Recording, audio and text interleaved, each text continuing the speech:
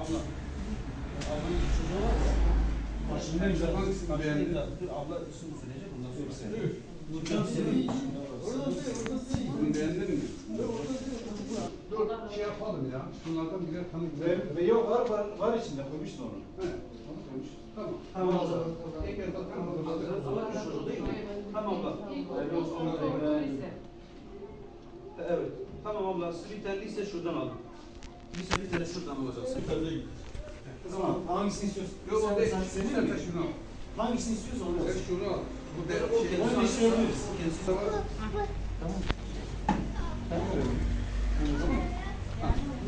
Bunları istiyor musun?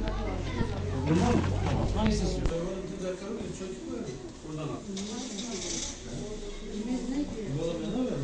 Bir de diğeri hangisi? Yedisini istiyorsun. İçindeki malzemeler aynı. Sadece çanta değişik. O zaman şunu Hangisi istiyor? Şunlardan bak erkeklerden var içinde. Hangisini beğendin?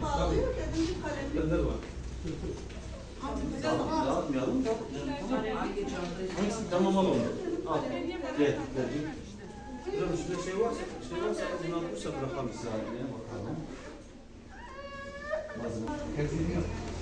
Hocam 4 şey değil mi? Ya bunları sen al. Tamam. Bunları da verebiliriz abi. Alabiliriz. Sen ne diye alabilir. Sen al o zaman gel ver. Sen de bunlardan seçebilirsin.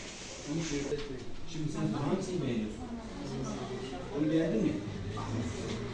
Hocam, üstüne kızıyor zaten. Kız mı? Evet. Yapıyor var mı? Kızıyor.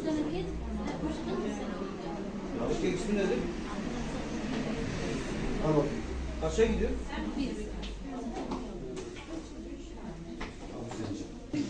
Ama siz gelin diyor.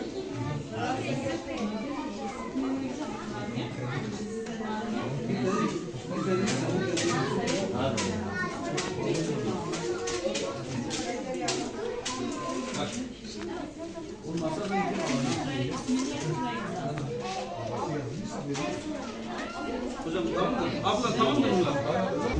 O istedi.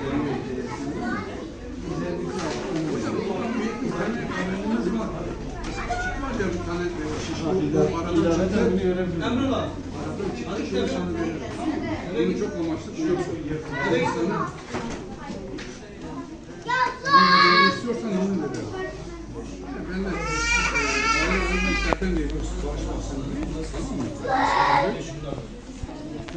Geri. 5. 4, 5 bir taraf. 5 gel oğlum. Gel buradan bir. Buradan bir tane. Birden dönüştürür müyüz?